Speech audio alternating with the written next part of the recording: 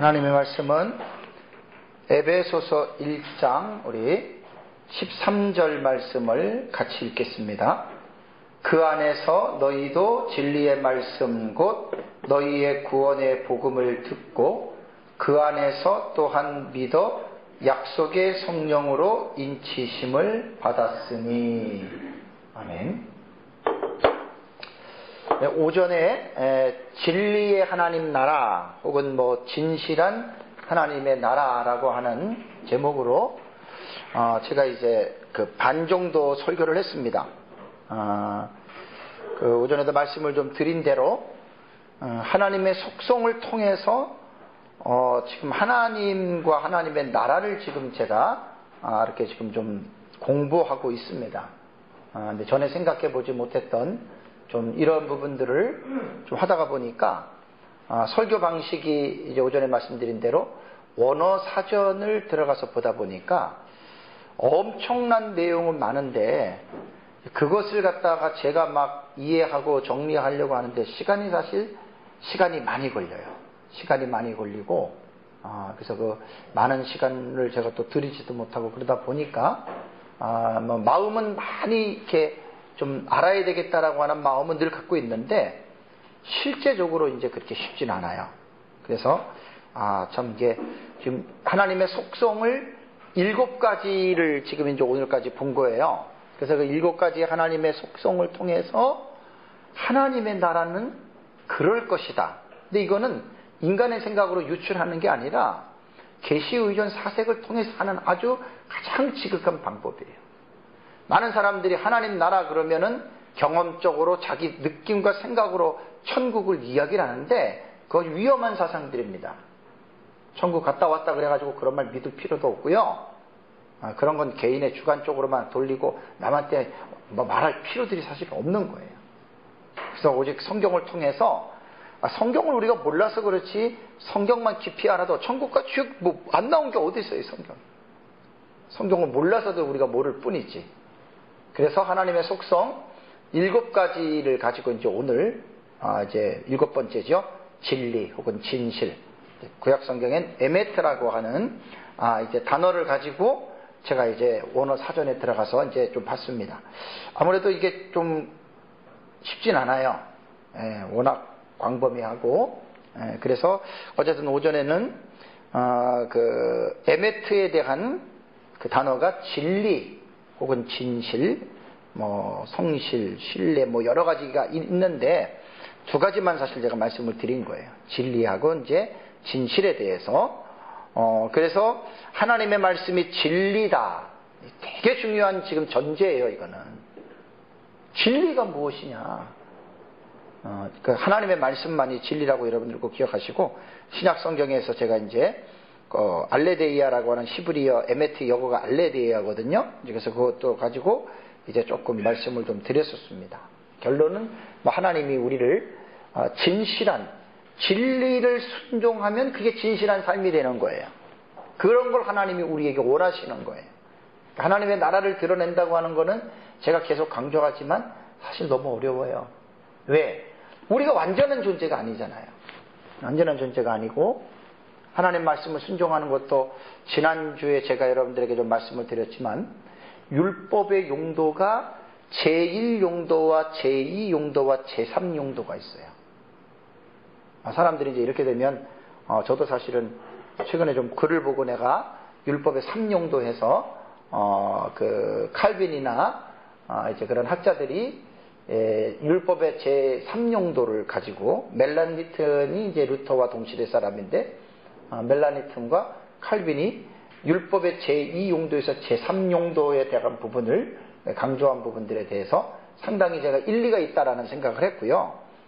율법에 대한 부분 제가 여러분들에게 늘 말씀을 드렸지만 그거를 1용도, 2용도, 3용도를 제가 나누지 않았을 뿐이지 우리는 율법의 제2용도에서 제3의 용도에 대한 이 부분을 명확하게 이해를 하셔야 됩니다. 지난주 설교를 또 제가 반복하기는 좀 뭐하고요. 그냥 어쨌든 넘어가겠습니다. 이거는 다음 주에 혹시 사랑의 하나님 나라 할 때 율법을 다시 축약을 할 때 그때 조금 제가 할지는 모르겠어요. 어쨌든 우리는 하나님의 말씀을 순종해야 된다고 하는 거는 다 알고는 있지만 실제적으로 하나님의 말씀을 순종하는 것은 결코 쉬운 일이 아니에요. 바울의 고백처럼 선을 행하고자 하는 원함은 내게 있지만 선을 행한 능력이 우리들에게 없고요. 그건 인간의 연약이고 인간의 한계입니다. 그럼에도 불구하고 하나님은 율법을 행하기를 원하시는데, 진실한 삶을 살기를 원하시는데, 여기에 그 하나님의 진리를 순종할 수 있는 그 힘의 원동력이 어디서 나오느냐? 그게 율법의 제3용도에서 칼빈과 멜라니트나 루터 같은 사람들이 강조하는 핵심 포인트가 바로 성령이라는 거예요. 성령. 내가 내 힘으로 내 노력으로 잘할 수 있으면 하나님이 무슨 필요가 있겠어요?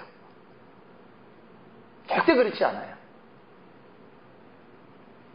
그러니까 우리는 성령을 의지하는 그 훈련이에요. 우리 사실 신앙생활은. 우리가 여러분 뭐가 잘났다고 우리가 그 하나님의 나라를 드러낼 수 있겠어요? 사실 우리에게는 전부 다 썩은 냄새밖에 더 안 나요. 인간에게는.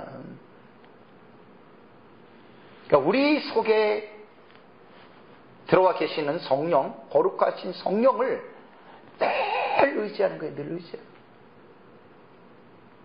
저는 제가 27년을 목회를 하고 이제 에스라 사역을 좀 하면서 목회자들 강의하면서 제가 느끼는 게 가장 저에게 큰 간구는 다른 거 없어요. 저는 교회 부흥도 아니고 무슨 뭐 병 고치고 그런 능력도 아니에요. 오래전부터 성경을 보면서 내가 깨달았던 게 뭐냐면 바울의 고백 속에 자기가 복음을 전하고 말씀을 전할 때 성령의 나타남과 능력으로 했다고 고백을 했거든요. 제가 설교를 잘 준비할 수 있어요. 물론 설교를 준비하는 가운데 성령이 역사하지요. 근데 이제 성령의 나타남과 능력이라고 하는 포인트를 갖고 말씀을 드린다면 인간의 지식을 가지고 우리가 충분히 멋있는 한 편의 설교를 원고를 작성할 수 있거든요. 그런데 중요한 거는 뭐냐면 내가 작성한 그 설교 원고 안에 그 시간에 성령이 나타나셔야 돼요. 이게 결국은 핵심이 여기 달려있는 거예요. 신학교 다닐 때 교수님들 강의하고 뭐 설교하고 뭐 지식도 많고 그런 분들인데 들어보면 딱 표시가 나요. 지식은 많은데 그 시간에 은혜가 잘 안 돼. 그 왜 그런 줄 아세요? 성령이 안 나타나서 그래요. 그러니까 인간이 너무 똑똑하고 하나님의 성령에 의해서 이렇게 딱 준비가 안 되면은 지만 똑똑할 뿐이지 성령이 나타나질 않아요. 그러면 뭐 그거는 다 지자랑이지. 강의도 설교도 전부 다 지자랑이지. 근데 참 부족하고 모자라더라도 그 시간에 성령이 나타나시면, 그 시간에 성령이 능력으로 말씀과 성령으로 역사하시면 그건 설교자만이 느끼는 특권이에요. 특권. 그거 하나가 저에게 아주 유일한 소망이에요. 죽을 때까지. 내가 설교를 많이 준비했던 안 했던 뭐 준비는 기본적으로 해야 되지만 설교하는 시간에, 강의하는 시간에 성령님이 나타나셔서 나를 붙잡는 것, 그건 나만 알아요. 기본적으로는. 물론 상대방은 느낄 수 있겠지만 아주 기본적으로는. 그러니까 성령이 나타나지 않으면 뭘 하겠어요, 제가. 이 인간들이 이제 강단에서 쇼를 많이 하지요, 목회자들이. 북치고 장구치고 그냥 사람의 감동을, 그 아주 위험한 것들이에요, 이거는. 성령의 역사가 아니에요. 그래서 제가 그걸 가장 두려워하고 그걸 가장 제가 갈망하는 거예요. 전에도 가끔 말씀드리지만 무슨 설교 시간에 성령이 충만하게 해달라고 설교 전에 1시간, 2시간 기도한다고 성령 충만한 게 아니에요. 늘 설교자가 하나님과 함께 살아가는 이 훈련이 되어 있지 않으면 설교 시간 1시간, 2시간 뜨겁게 기도한다고 설교 시간에 성령이 나타나느냐? 절대 그렇지 않습니다. 근데 우리 에스라에서 강의했던 내용이에요. 제가 지금까지 고양시에서 25년, 총 27년 목회를 했는데, 여러분 아시다시피 제가 차량 운행, 지금 하영이가 하지만 제가 차량 운행할 때 11시에 뵈면 보통 11시 한 빨리 와야 10분 전, 15분 전에 도착하잖아요. 그죠? 물론 우리 저쪽 마두에서 할 때는 뭐 30분에 미리 도착해서 이것저것 하다 보면 제가 설교를 위해서 기도할 시간이 거의 없어요. 어떨 때는 좀 차가 막히면 11시에 딱 도착해서 우리가 예배 드릴 때도 있잖아요. 그럼 그때는 내가 기도 안 했는데.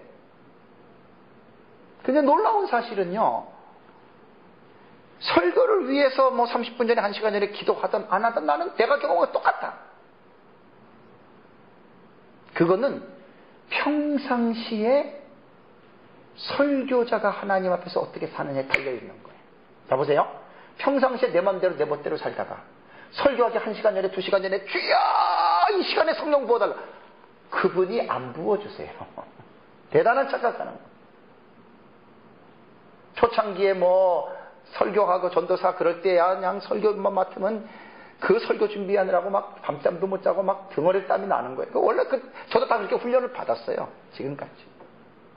조금 얘기가 좀 다른 얘기 같은데 이제 본문으로 제가 들어갈게요.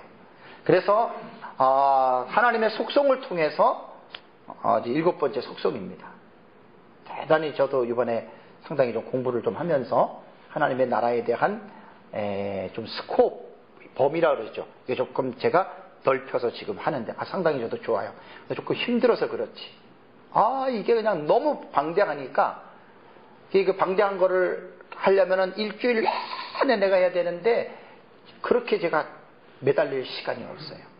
특별히 하는 것도 없는데. 그래서 이제 오전에 이어서 오후에 이제 진리의 하나님 나라, 진실의 하나님의 나라 두 번째 시간을 연결해서 갖겠습니다. 자, 오전에는 제가 히브리어 에메트에 대한 용례를 중심으로 말씀을 살펴봤는데요. 이제 오후에는 구약 성경 히브리어 에메트를 70인역에서 헬라어로 번역을 할 때 약 3분의 2 가량이 알레데이아로 번역을 했다 그랬죠. 그죠? 그러니까 구약 성경에 나타난 에메트는 신약 성경에도 거의 알레데이아로 사용을 했어요. 진리, 진실, 진실, 뭐 확실함, 참된 것 다 이렇게 지금 사용을 했거든요. 그래서 제가 항상 원어 사전에 들어가서 공부할 때 항상 구약 같은 걸 들어가 보면은 이제 신약도 마찬가지예요. 신약 성경에 원어 사전에 들어가면은 고전 헬라어 용법이 나와요. 그러니까 헬라어를 기록할 때 그 헬라어도 종류가 많은데 보통 코인의 헬라어라 그러거든요. 코인의 헬라어는 그 당시에 평민들이 쓸 수 있는 레벨의 헬라어예요. 얼마나 감사합니까? 만약에 귀족들이나 지식인들이 사용했던 헬라어를 가지고 신약 성경을 썼다면 그럼 무식한 사람들은 어떻게 해요? 못 보는 거예요. 그러니까 하나님은 보편적인 기준을 가지고 하나님이 쓰신다고 하는 거예요. 그래서 그 당시에 헬라어가 코인의 방언이라고 헬라어 중에서 평민들이 쓰는 그 용어로 신약 성경을 썼다는 이야기예요.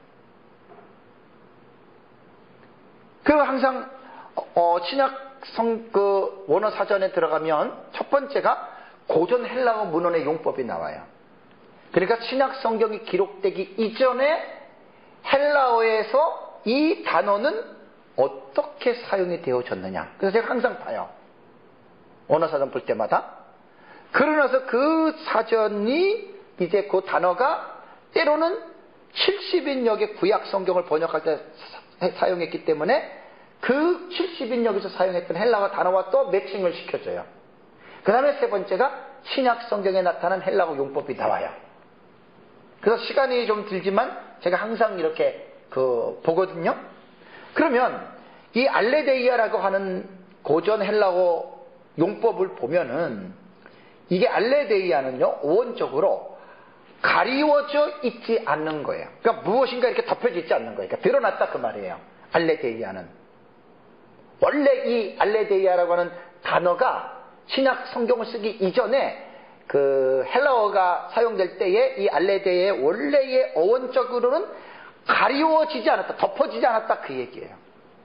그래서 사법적인 면에서, 역사적인 면에서, 철학적인 면에서 요 알레데이아 세 가지를 고전에는 옛날에는 어떻게 썼냐면, 여러 가지 진술에 대항하여 지지될 수가 있는 사건의 진상이에요.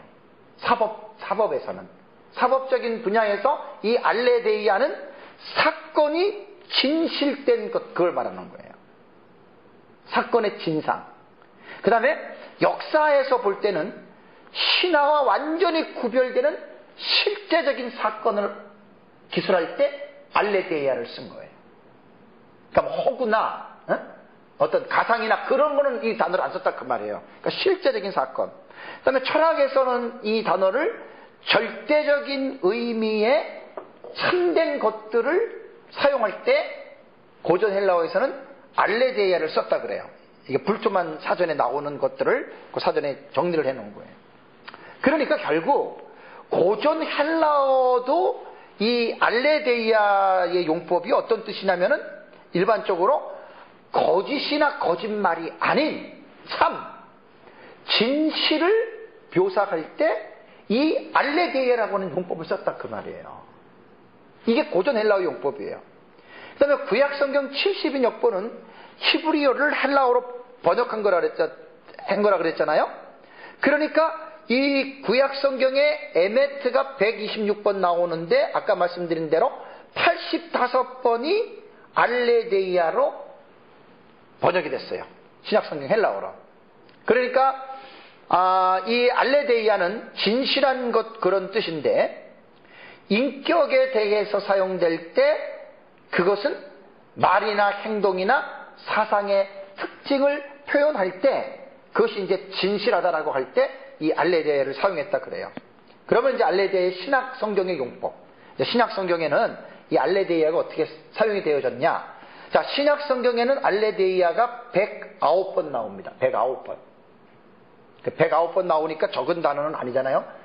근데 이 109번이 나오는데 바울 서신과 요한의 기록에만 요 92번이 나온다 그래요. 바울 서신과 요한의 그 기록에서 92번 나오고, 그런데 이 용례가 보세요.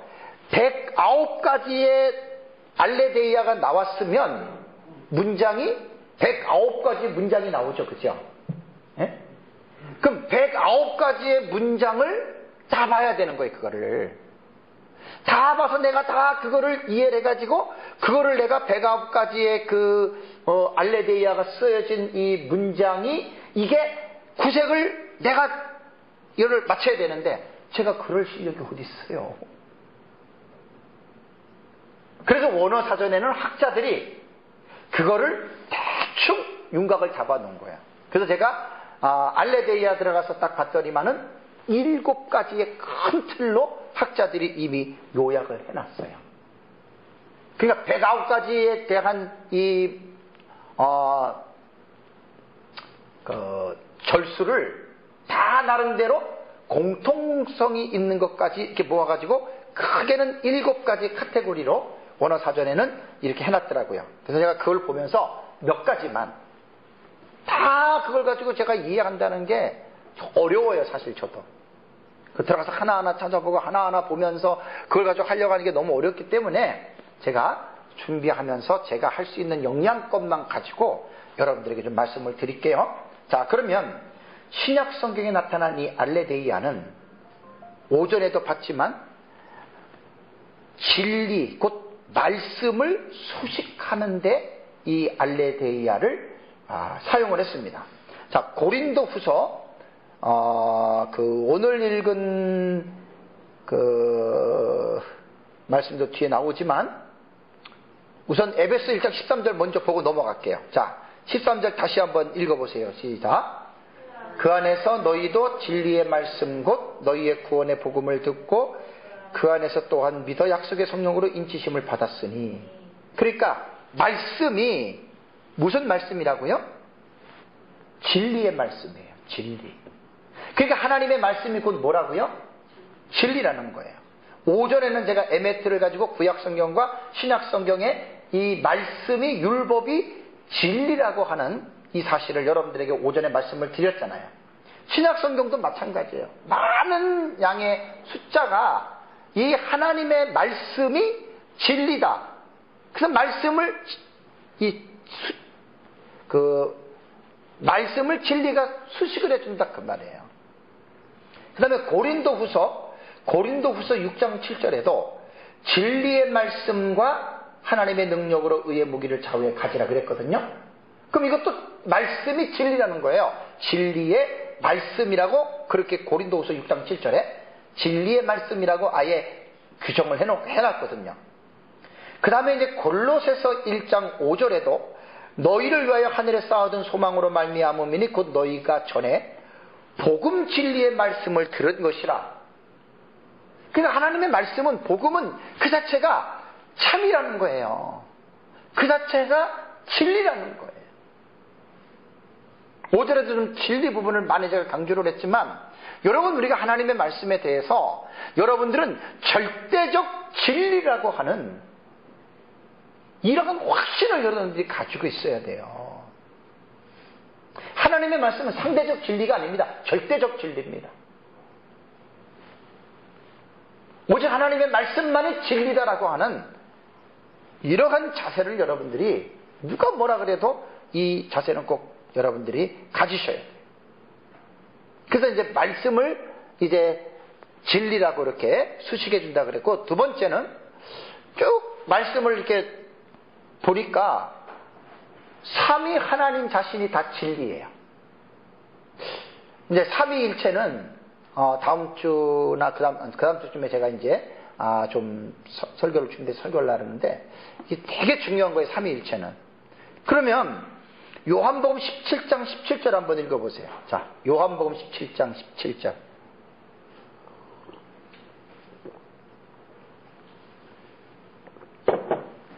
요한복음 17장 17절. 자, 그들을 뭐라 그랬어요? 그들을 진리로 거룩하게 하옵소서. 그 다음에 아버지의 말씀은 진리입니다. 그러면 말이 진리면 말하는 당사자는 뭐예요? 당연히 진리죠. 그러니까 성부 하나님 자신이 뭐라고요? 진리 자체란 말이에요. 진리 자체. 그러니까 지금 하나님의 속성은 의라던가 불변이라던가 거룩이라던가 그 다음에 진실이라던가, 이거는요 그분이 가지고 있는 그분 자체를 말하는 거예요. 그분 안에, 그분의 본질 안에 이런 것들이 다 들어가 있다는 거예요. 그분 자체로 봐야 돼요. 그래서 요한복음 14장 6절 너무나 잘 알지요. 예수께서 가라사대 때 뭐라 그랬어요? 내가 곧 길이요 진리요 생명이요. 그러니까 예수님 자신이 뭐라고요? 그분 자신이 진리란 말이에요. 진리. 알레데이아예요. 전부 다 알레데이아. 진리가 어디에 있어요? 진리가 예수님 자신이 진리 아닙니까? 이게요 진짜 대단히 지금 엄청난 지금 이게 그 주제에 대한 말씀이에요. 내가 진리다. 예수님 자신이 내가 진리다. 그 다음에 요한복음 14장 가보실래요? 성령에 대해서도 그 알레데이아라고 하는 이 진리가 요한복음 14장 16절에서 17절 한번 읽어보세요. 16절에서 17절 시작. 내가 아버지께 구하겠으니 그가 또 다른 보혜사를 너희에게 주사 영원토록 너희와 함께 있게 하리니 그는 진리의. 자, 여기서 그는 누구예요? 보혜사란 말이에요. 보혜사. 성령이란 말이에요. 성령 하나님. 그는 무슨 영이라? 진리의 영이라. 아버지가 진리고 아들이 진리고 아버지와 아들이 보내시는 그 보혜사 성령이 뭐라고요? 진리라는 거예요. 그래서 이번에 말씀을 준비하면서 삼위 하나님 자신 자체가 진리. 15장 26절. 요한복음 15장 26절 읽어보세요. 시작. 내가 아버지께로부터 너희에게 보낼 보혜사 곧 아버지께로부터 나오는 진리의 성령이 오실 때에 그가 나를 증언하실 것이요. 누가 온다고요? 진리의 성령. 성령이 진리예요. 그 다음에 16장 13절 읽어보세요. 그러나 진리의 성령이 오시면 그가 너희를 모든 진리 가운데로 인도하시리니라. 보세요. 우리가 지금 하나님의 말씀을 보고 듣는 것 자체가 뭘 듣고 있는 거예요, 우리가? 진리를 듣고 있는 거예요, 진리. 그런데 이것은 문제가 있을 수는 있어요. 설교자가 하나님의 말씀을 왜곡되이 전하면 그거 진리예요? 아니에요. 여러분, 목사의 설교가 다 진리입니까? 아닙니다. 목사가 성경을 잘못 깨닫고 전하면 그거는 하나님 말씀이 아니고 진리가 아니에요. 사실 설교자들에게 있어서 가장 두려운 것은 뭐냐면 강단에서 진리를 전하라고 하나님이 목사로 세웠지 엉뚱한 얘기하라고 하나님이 목사 세운 거 아니에요. 디모데서에 보면은 바울이 교회를 진리의 기준에 터라 그랬어요. 교회가 뭘 전하라고 교회가 세워진 거예요. 네? 뭐 회사처럼 기업처럼 사람 모아가지고 기업들 회사 늘리는 것처럼 교회 늘리라고 하나님이 교회 세운 게 아니에요. 진리를 가르치라고 교회가 세워지는 거예요. 진리.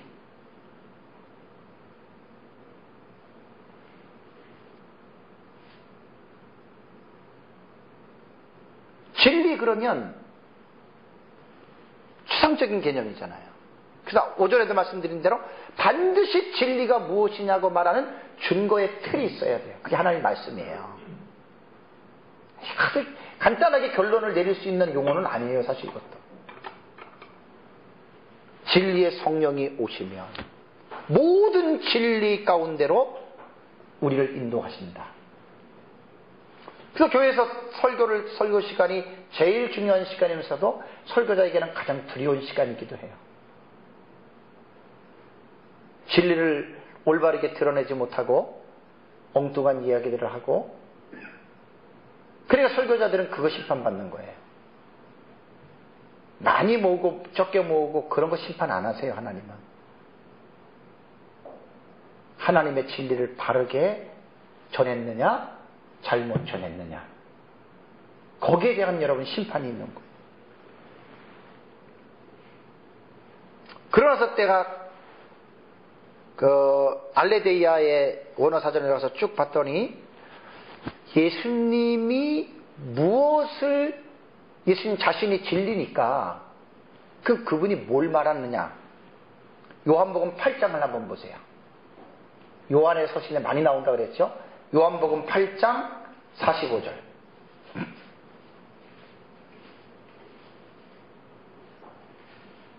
문단이 바뀌어졌어요. 예수님이 뭘 말하는 자로 말하고 있어요? 45절 읽어보세요. 시작.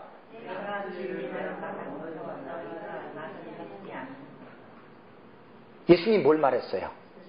진리. 참이에요.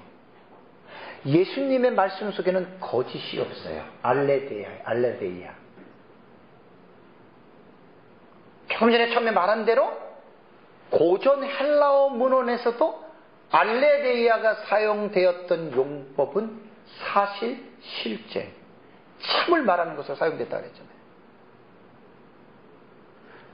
예수님이 공생의 사역의 3년 6개월 동안 갈릴리에서 예루살렘까지 수차례를 왕복하시면서 그분이 하셨던 말씀은 모두가 다 뭐예요?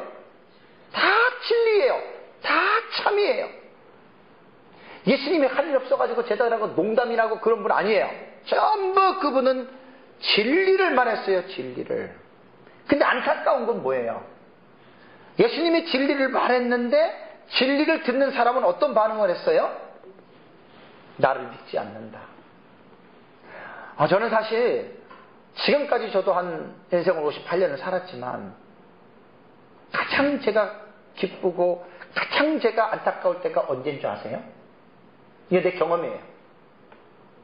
내가 진실을 말할 때, 내가 참을 말할 때 상대방이 그걸 알아듣지 못할 때가 가장 제가 마음이 아파요. 그리고 가장 좋을 때는 정말 나는 진실하게 말했는데 그 말을 진실하게 받아들이는 사람이 있으면 제가 너무 기뻐요. 저는 사실 말을 많이 하는 사람 중에 한 사람이거든요. 때로는 좀 절제가 필요하다는 것도 제 자신이 알아요. 저는 누구를 만나든지 간에 제 아내가 가장 제일 큰 증인이에요. 증인. 제가 말하는 억양, 악센트, 내용 하나님이 제 증인이에요. 똑같아요. 저는 후배건 선배건 어르신이건 뭐 누군 간에 특별히 동역자들과의 관계에서는 전 똑같아요.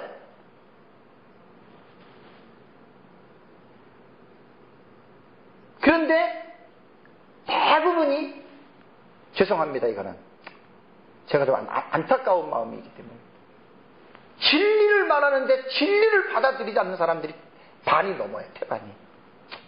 근데 나만 옳고 그 사람이 잘못했다 그런 개념은 아닌데 하여간 제 생각은 지금까지 그래요. 여러분, 진실은 누가 받아들이는 줄 아세요? 해답을 말해보세요. 여러분, 누가 진실을 받아들일 수 있어요? 답을 말했는데도 말을 못해요. 진실한 사람이 진실을 받아들이는 거예요. 사실 거짓된 사람은 진실을 받아들일 수 있는 역량이 없어요. 그래서 저는 사람하고 대화를 하도 많이 해봐가지고 사람하고 대화를 해보면 어느 정도는 내 나름대로 느낌이 와요. 이 사람이 진실한 사람인지 아니면 진실하지 않는 사람인지. 많은 사람들하고 만나서 전 대화를 하니까 예수님이 내가 진리를 말함으로 너희가 나를 믿지 않는다. 참 이거는요. 그 다음에 8장 46절 연결해서 또 읽어보세요. 46절 시작.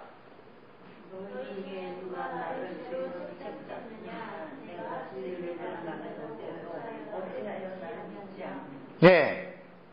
오히려 진리를 말했는데도 사람들이 어떻게 해요? 책 잡는 거예요. 책 잡는 거. 네가 뭐 어쩌고 저쩌고 뭐 네만 잘났냐 이런 식으로. 네? 말을 적게 하는 사람은 이런 안타까움을 몰라요. 근데 말을 많이 하는 사람은 알아요. 그래서 거룩한 것을 돼지에게, 거룩한 진주를 돼지에게 던지지 말라는 말이 있잖아요. 그죠? 참 정말 사람도 가지가지예요. 오히려 진리를 말했기 때문에 책을 잡히는 경우가 있어요. 이거는 사실 조금 깊은 의미예요. 진리를 말하지 않는 사람들은 잘 모르지만 진리를 말하는 사람들, 그것도 아주 강력하게 말하는 사람들은 왜 예수님이 이런지를 너무나 잘 이해하실 겁니다. 예수님은 요한복음 6장 38절에 보시면 내가 하늘에서 내려온 것은 내 뜻을 행하려 함이 아니요 나를 보내신 이의 뜻을 행하려 함이라고 그랬어요. 예수님은 하늘에서 왔어요. 자기 뜻을 행하려고 온 게 아니라 하나님의 뜻을 행하려고 왔어요. 하나님의 뜻은 아들을 보고 믿는 자마다 영생을 얻는 것이라고 했어요. 영생이 하나님의 나라예요. 아들을 나로 말미암지 않고는 아버지께로 갈 자가 없기 때문에 아들을 믿어야 그 사람은 영생을 얻는 하나님 나라로 들어가는 거예요. 지난번에도 말씀드렸지만 하나님의 나라를 누가 제일 잘할까요? 하나님인데 그 하나님 중에 이 세상에 이제 내 이름은 성탄 이브예요. 예수님 외에 하나님의 나라를 잘하는 사람이 있으면 나와보라 그래요. 뭐 천국 몇 번 갔다 왔다고? 아유, 난 그 사기꾼들이에요, 사기꾼. 정말 미혹되지 마세요, 그런 데를. 그래서 제가 요한복음 3장을 가보세요. 이거 많이 여러분들에게 하는데, 진짜 볼 때마다 이거는 난 새로워. 수백 번을 봐도 너무 새로워요. 요한복음 3장 31도 32죠. 금요일 날에도 봤잖아요, 지난주. 또 보세요. 얼마나 이게 31절 32절 읽어보세요. 시작. 오시는 이는 만물 위에 계시고 땅에서 난 이는 땅에 속하여 땅에 속한 것을 말하느니라. 하늘로부터 오시는 이는 만물 위에 계시나니 그가 친히 보고 들은 것을 증언하되 그의 증언을 받는 자가 없도다. 이 말의 의미를 아시죠? 내가 우리 교회에서 이걸 얼마나 많이 말했는지 몰라요. 왜 말을 했냐면 이 말이 보통 사람들이 깨닫기가 힘든 말이에요. 분명히 사도 요한은 31절에서 위로부터 오시는 이와 땅에서 난 이를 대꾸적으로 설명하고 있죠. 대립적으로. 그럼 뭘 바울이 사도 요한이 말을 하려고 하냐면 모든 사람들 다 땅에서 나잖아요. 그러니까 땅의 것밖에 모르고 땅의 것만 이야기하잖아요. 그게 죄인들의 특성이에요. 그런데 위로부터 오는 사람이 있다 이거예요. 그게 예수님이거든요. 그는 만물 위에 계시고 만물에 계시는 그분이 하나님이거든요.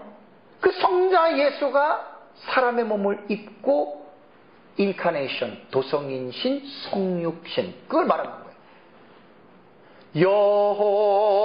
여호와의 말씀이 뭐예요?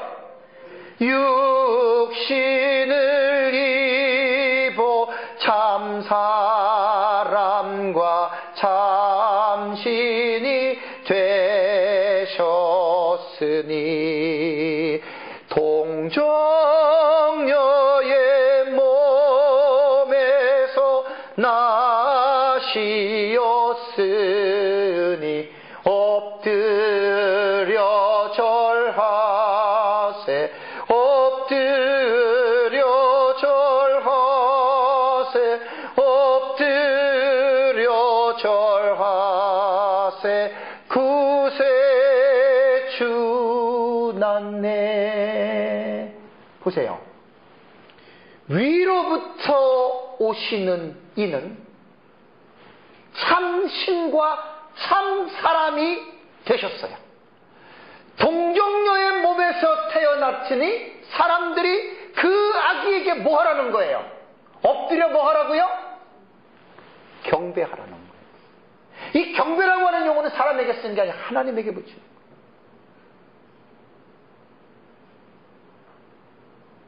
거예요. 요한은 3장 이 부분에서 나는 요한복음을 정말 복음서 때 제일 좋아해요. 왜? Jesus is God이거든요. 요한의 강조점은 예수 그리스도는 하나님이라는 거예요. 하나님. 예수님에 대해서 모든 것을 다 믿을 수는 있지만 예수가 하나님이라고 하는 사실을 믿기가 쉬울까요? 어려울까요? 가장 큰 어려운 게 예수님의 신성이에요. 왜? 육신의 몸을 입고 오신 육신의 예수는 누구나 다 아는 거 아니에요. 근데 그 육체를 입고 오신 그분이 바로 하나님이라고 하는 사실은 제일 믿기 힘든 게 그거예요. 이스라엘 사람들이 예수님 알고 있어요. 어떤 사람으로? 위대한 선지자로. 근데 예수님이 하나님이라 그러면 고개를 설레설레 흔들어요. 우리가 전하는 복음은 예수가 하나님이라고 하는 사실을 먼저 전해요. 예수가 하나님이라는. 32절 다시 읽어보세요, 이제. 네, 이거 지금 설명하려는데, 32절. 시작.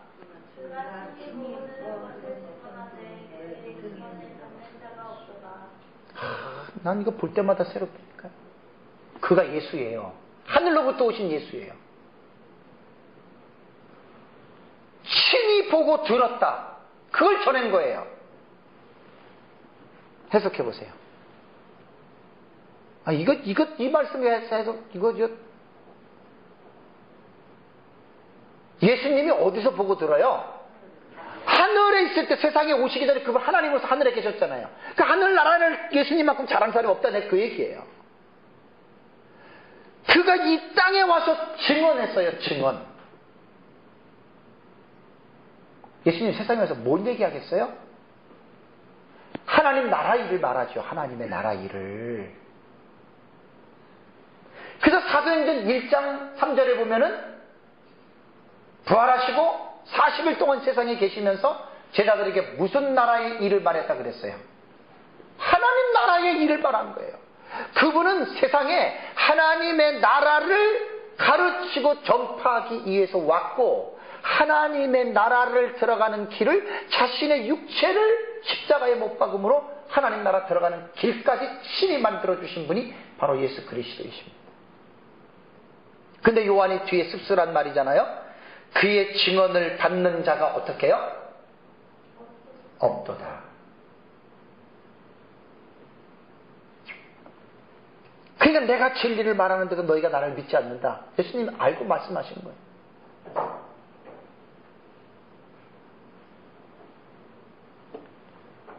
그 다음에 요한복음 18장 37절. 빌라도, 참.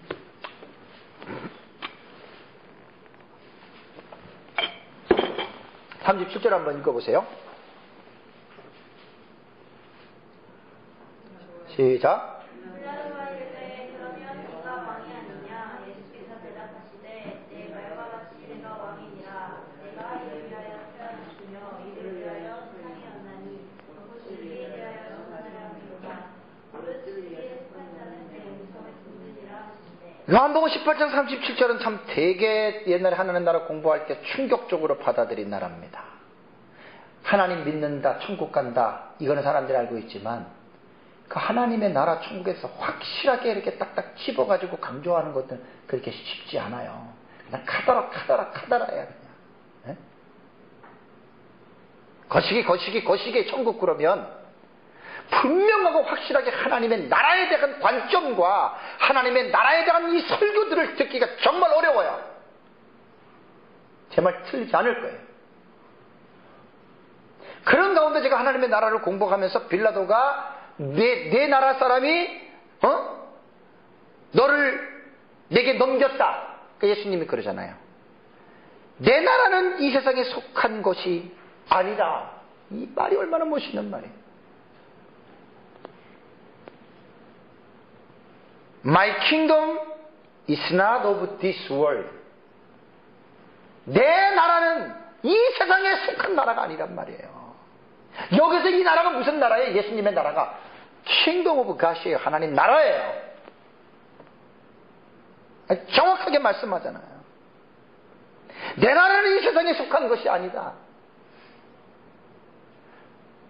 오늘날 성도들이, 그리스도인들이 교회를 다니면서 바울이 빌립보 성도들에게 우리의 시민권은 하늘에 있다고 말한 하나님의 나라가 나는 하나님 나라 시민권이라고 하는 확신과 자부심을 갖고 교회 다니는 사람들이 얼마나 될까요? 그건 설교자의 역량과 설교자의 책임이에요. 설교자가 교회에서 계속해서 당신들은 하나님의 나라의 백성이라고 하는 이 하나님 나라의 시민의식을 계속 강조하고 심어준 이런 설교를 듣고 자란 성도들은 이 땅에 살면서도 나는 하나님의 나라에 대한 사모함과 그 악망함을 가지고 살아가는 성도가 될 수 있어요. 근데 교회가 하나님의 나라를 강조하지 않고 맨날 도덕이나 윤리나 쓸데없는 이딴 것만 가르치면 성도들이 교회에서 뭐에 소망을 갖겠어요?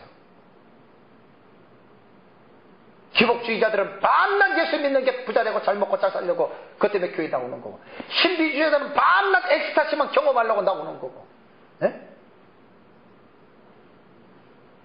그건 교회가 아니에요. 그건 교회가 아니에요. 그런 데는 교회는 하나님의 나라를 가르치고 전파하는 곳이 교회지.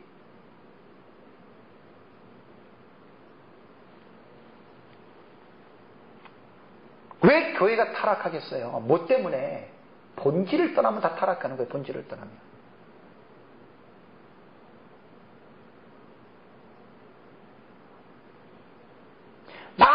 목회자들의 설교를 여러 번 들어보세요. 그 설교 가운데 하나님의 나라가 얼마나 나오나. 제 말도 한번 듣고 한번 해보세요.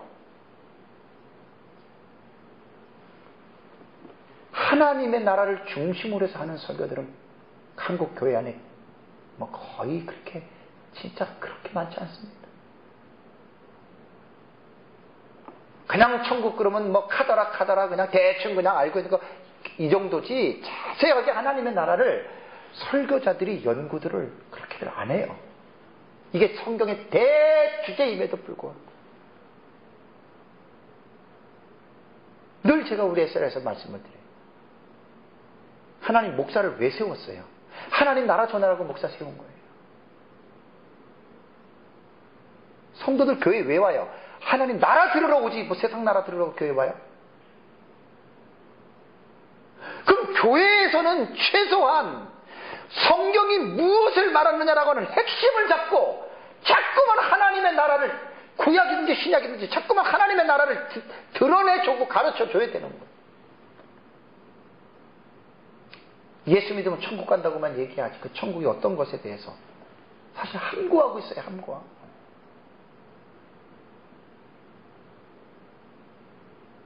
예수님이 진리에 대해서 나는 증언하러 왔다는 거예요. 예수님이. 그럼 진리가 뭐예요? 예수님이 여기서 말한 진리가 내 나라예요. 그분의 나라, 하나님 나라가 진리예요. 그 나라 왕인 하나님이 진리예요. 성부 하나님, 성자 하나님, 성령 하나님이 말씀, 그분 자신이 진리고 그분의 입에서 나온 말씀이 진리예요. 그 이상 뭐가 진리예요, 여러분? 예수님이 진리에 대해서 증언하러 왔다 그랬죠. 공생의 기간 동안에 예수님은 진리를 전했어요. 그럼 그 진리가 뭐예요? 다 하나님의 나라와 연관된 거예요. 하나님의 나라와. 제가 오전에 설교한 거는 진리에 대한 베이스예요. 베이스. 그 기초를 딱 든든하게 세워야 돼요. 율법이 진리고 말씀이 진리예요. 그럼 그 말씀이 뭘 얘기를 해요? 하나님 나라를 얘기를 하는 거지 뭘 얘기를 해요.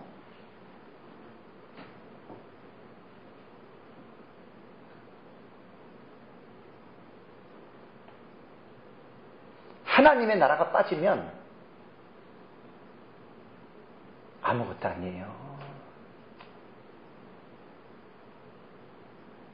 그래서 설교자들이 하나님의 나라의 공부를 깊이 해야 돼요.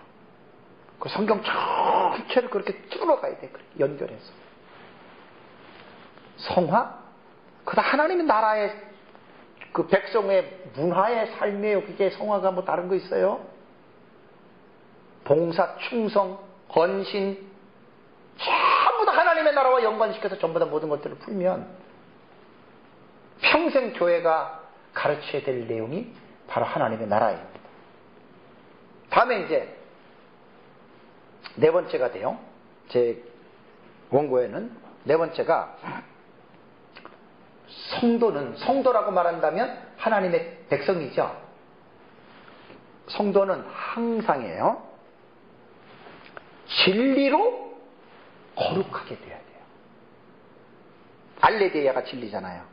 이것이 성도를 거룩하게 만드는 원인이 되거든요. 요한복음 17장 17절 아까 봤죠? 그들을 진리로 거룩하게 하옵소서. 다시 한번 찾아보세요. 17장. 요한복음 17장 17절. 예수님의 겟세마네 동산의 기도예요. 여기에 그들을 진리로 거룩하게 하옵소서.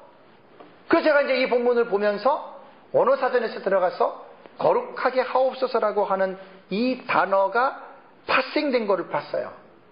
동사인데 부정과거예요. 명령형이에요. 제가 조금 이제 지금 문법 다시 정리하면서 이제 공부하고 있으니까 다들 잘 몰라가지고 제가 이제 몇몇 분한테 물어봤어요. 이게 동사인데 명령형으로 돼 있고 과거인데 부정과거다? 잘 몰라가지고 얘기를 했는데 부정과거는 동사가 나올 때 부정과거는 해석을 할 때 과거라 그러더라도 단회 한 번 딱 발장한 것으로 끝내야 돼요, 그게. 그러면서도 이것이 뭐 문법적으로는 아오리스트 용법이라 그래서 상당히 이 아오리스트 용법을 헬라어에서 동사를 해석할 때 되게 중요하게 해석을 하는데, 그래가지고 제가 이거 궁금해져가지고, 그렇다면 진리로, 제자들에게 진리로 거룩하게 해달라고 예수님이 기도를 했는데, 그럼 이 진리로 거룩하게 해주는 단회적으로 있었던 부정과거의 그 용법이라면 언제 그러면 기도하는 이때 제자들을 갖다가 거룩하게 해달라고 한 건지, 아니면 예수님이 죽고 승천하시고 올라가서 오순절에 성령을 보내서 성령이 오셔서 이들을 거룩하게 했는지, 이게 궁금증이 생기잖아요. 그래가지고 몇몇 분들한테 물어봤어요. 대답이 안 나왔어요. 그래가지고 제가 원어의 멘토를 삼고 있는 그 서목사님에게 카톡으로 딱 보냈더니 역시 달라요. 이 부정과거에 대한 해석이 두 가지인데, 첫 번째는 단회적인 해석 방법이 있고, 또 하나는 그 단어를 확고하게 해주는 의미가 있다는 거예요. 확고하게. 그러니까 그들을 진리로 거룩하게 해서 예수님이 제자들을 진리, 말씀으로 거룩하게 해달라고 하는 거는 단회적 용법으로 그 해석하면 안 되고 확고하게. 그러니까 예수님이 지금 제자들에게 뭘 말하는 거예요? 자신이 거룩하게 세상과 구별되고, 이제 곧 있으면 십자가에서 이제 제물로 예수님이 바쳐지잖아요. 그게 거룩이란 말이에요, 그게. 그리고 예수님은 거룩하신 분이시기 때문에 이 세상에 오셨지만 세상에 속해서 살지 않으셨잖아요. 세상에 빠지지 않았잖아요. 그러면서 예수님이 제자들 자체도 저들을 악에서 건지시고 악에 빠지지 않게 하나님의 진리의 말씀 안에서 늘 거룩하게 살게 해달라고 주님이 제자들에게 교육을 했잖아요. 그러니까 여기에서 진리를 거룩하게 해달라고 하는 말은 하나님의 진리인 말씀에 제자들을 확고하게 하나님이 붙잡아 달라는 거예요. 그 뒤에 예수님이 자신의 어떤 진리를 거룩하게 한다는 말은 그것과는 달라요. 마지막 십자가에 죽으시기 전에 흠없는 제물로서 구별시키는 거예요. 구별. 조금 이렇게 본문이 사실 어려워요. 이게 좀 규경하기가. 그래서 이제 주석을 봤더니 하나의 주석에는 여기에서 진리를 거룩하게 해달라는 것이 계속해서 제자들을 거룩하게 해주세요. 이렇게 우리 생각해요. 그렇게 생각하지요? 나도 그렇게 생각했어요, 처음에. 나도 그렇게 생각해가지고 주석을 봤더니 호크마 주석에는 그렇게 나왔어요. 그러면 이게 부정과거로서 쓰지 않죠. 왜냐하면 계속해서 우리가 거룩하게 말씀으로 거룩하게 산다면 왜 헬라어에서 부정과거로 썼겠어요? 그렇지. 현재로 쓰는 거 현재. 신학생이니까 잘 알잖아요. 계속해서 우리가 말씀으로 거룩하게 성화로 살아가도록 예수님이 기도했다면 현재 진행형으로 썼을 거 아니에요. 근데 분명히 그거는 부정과거형으로 썼거든. 그래서 이번에 이걸 좀 제가 의미를 확실하게 알았어요. 확고해야 돼요. 우리가 말씀으로 정말 흔들리지 않고 확고하게 여러분들이 진리를 붙잡으셔야 됩니다. 이게 그런 의미예요. 이게 사실 원어를 안 보면은 이거 사실은 무슨 말인지 몰라요. 상당히 아주 좀 의미가 있더라고요. 그러니까 확고함에 대한 부분으로 생각을 해야 된다. 그 다음에 다섯 번째, 마지막이에요. 성도들은 알레데이아, 진리를 논하는 자가 되면 안 돼요. 알레데이가 어쩌고 하는 자가 되면 안 돼요. 뭐 하는 자가 돼야 돼요? 진리를 뭐 하는 자? 행하는 자가 돼야 돼요. 행하는 자. 요한 2서를 한번 보겠습니다. 요한 2서 4절. 요한 2서. 결론적이에요, 이제. 뭐 너무나 광범위한 건데, 이걸 참 요리하기가 쉽지 않더라고요, 저도. 제 실력에 좀 한계도 있고 그래서. 자, 요한 2서 4절 한번 읽어보세요. 4절 시작.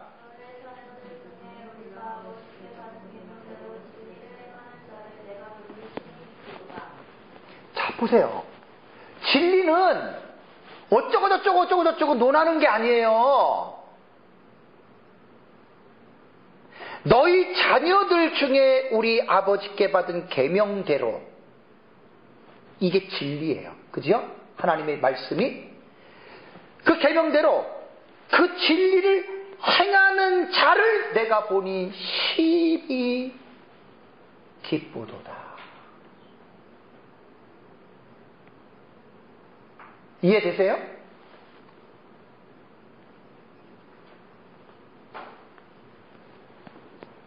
우리가 신앙생활하면서 여러분, 교회를 다니면서, 교회 어느 정도 다닌 사람들요, 교회 다니는 사람들이 뭘 잘한다는 말을 들어요?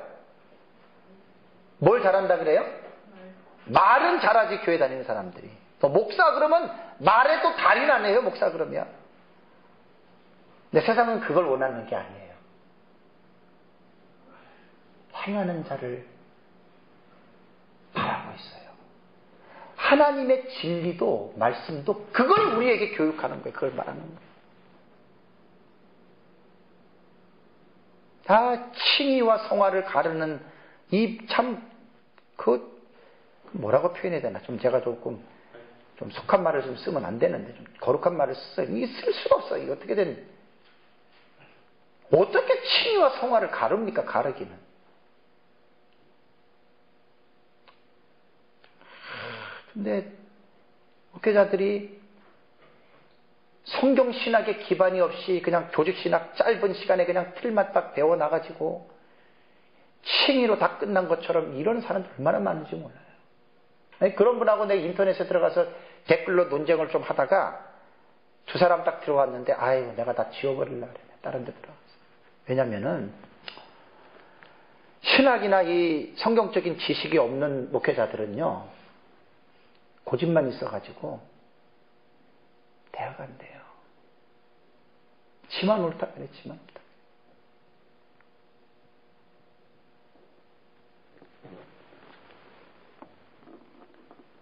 칭의는 구원의 서정은 있잖아요. 지금 이제 2, 3년 전부터 한국교회가 지금 칭의냐 성화냐 해서 지금 한국교회 이슈가 됐잖아요, 지금.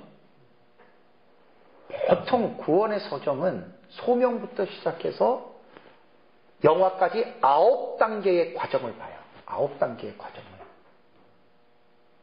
이거는 구원은 한 부분만을 가지고 논하기 때문에 이게 오류가 생기는 거예요. 처음부터 끝까지를 다 살펴야지 구원을 가지고 논하는 거예요. 근데 칭의하고 성화만 가지고, 그것도 한쪽에서는 칭의만 성화를 똑 잘라가지고 칭의되면 마치 끝난 것처럼 얘기하는 사람들 있잖아요. 난 꼴통이라고 봐요. 꼴통. 그런 신학자도 그렇고 목회자들도 그렇고 그런 꼴통들 때문에 한국교회가 지금 이 모양 이 꼴이 난 거예요. 근데 그런 사람하고 딱 제가 성화를 강조하면은 또 무식한 사람들이 또 그냥 돌멩이를 들고 던지는데 제가 참 무식하면은 방법이 없어요. 방법이 없어요. 성경신학도 깊이가 없고 목회자들이 그 성경도 제대로 모르고 조직신학 틀만 조금 배워가지고 그것 가지고 칭의되면 마치 다 된 것처럼 난 정말 가슴이 아파 죽겠어요. 가슴이 아파 죽겠어요. 자, 요한이서 4절에도 너희 자녀들 중에 우리가 아버지께 받은 계명대로 진리를 행하는 자를 내가 보니 심히 기쁘도다. 성화는 칭의의 열매가 성화예요. 성화의 열매가 없으면 그 사람 칭의 가짜 칭의예요.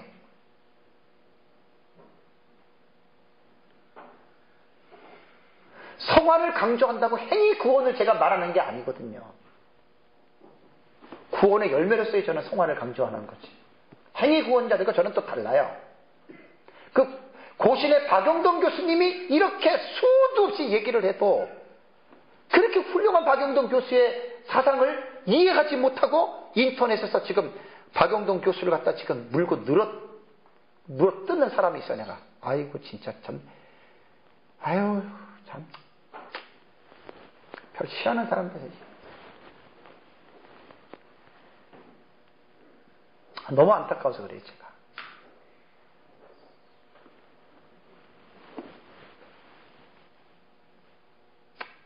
제가 진리와 진실에 대해서 오늘 좀 주제를 잡아서 하나님 자신이 진리고 그분 자신이 진실이세요. 그러니까 그분의 나라도 진리의 나라고 진실한 나라예요. 참이란 말이에요. 모든 것에 참.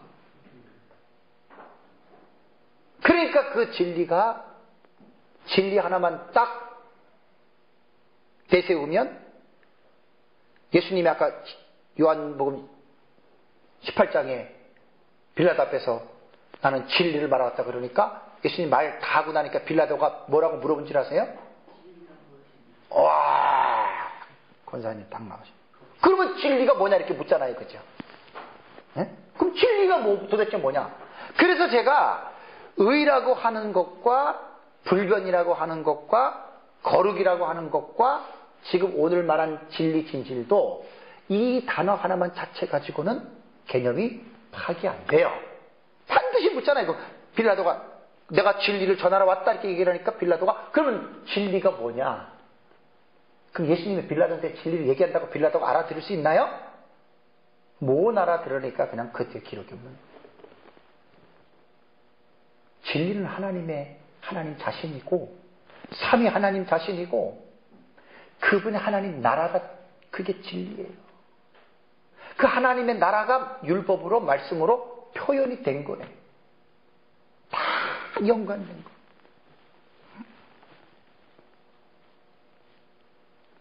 어쨌든 제가 이 시리즈 설교가 지금 하나님의 속성 7번째 속성을 가지고 오늘 7번째 하는데 조금 힘들었어요. 좀 더 많은 시간을 들이고 많이 연구를 해야 되는데 그렇지만 어쨌든 이제 오늘까지 하나님의 속성 7가지를 제가 가지고 하나님의 나라에 대해서 살펴보고 다음 주에는 사랑, 가장 중요한 요한 1서에 보면 이는 하나님은 사랑이시라. God is love. 하나님은 사랑이시라. 그러니까 하나님의 나라는 사랑으로 통치되는 나라예요. 완전한 이상형이죠. 이 세상에서 그런 나라가 어디 있어요? 교회도 안 그런데. 그렇게 하고 하나님의 속성을 제가 맞추려고 그래요. 제가 뭐 실력도 없고 너무너무 이런 거 갖고 들어가다 보면은 제가 조금 그래서 그러고 나서 이제 삼위일체 한 번 더 삼위일체 하나님 나라 하고 그 다음에 이제 창세기부터 들어갑니다. 태초에 하나님이 천지를 창조하신 천지 창조 속에 나타난 하나님의 나라 아주 여기서부터는 귀한 이제 그 진리들을 제가 이제 연구할 거예요. 그래서 내가 준비하고 있으니까 여러분들 기도해 주시고 어쨌든 하나님은 진실하신 분이시고요. 진리 자체이십니다. 우리는 그분의 나라의 백성이기 때문에 우리도 그분의 진리를 나타내야 돼요. 진리를 나타낸다라고 하는 것은 진리가 되는 말씀을 순종할 때 우리들의 삶이 진실한 삶이 되는 거예요. 이러한 삶을 통해서 사람들이 하나님의 나라를 발견할 수가 있습니다. 이번 귀한 일에 잘 하나님의 은혜를 나타내시는 은혜가 있기를 주님의 이름으로 축원합니다. 우리 기도하겠습니다. 오늘 말씀을 생각하면서 진실한 하나님 나라, 제가 진리의 하나님 나라, 오늘 이렇게 설교 제목을 이렇게 잡았어요. 어쨌든 오전과 오후에 들었던 말씀을 생각하면서요, 진리에 대한 이 말씀에 대해서 우리가 한번 전반적으로 생각하면서 이 땅에 사는 날까지 하나님의 진리를 잘 드러내는 삶을 살 수 있도록 우리 다 같이 한번 통성을 하시면서 기도하겠습니다.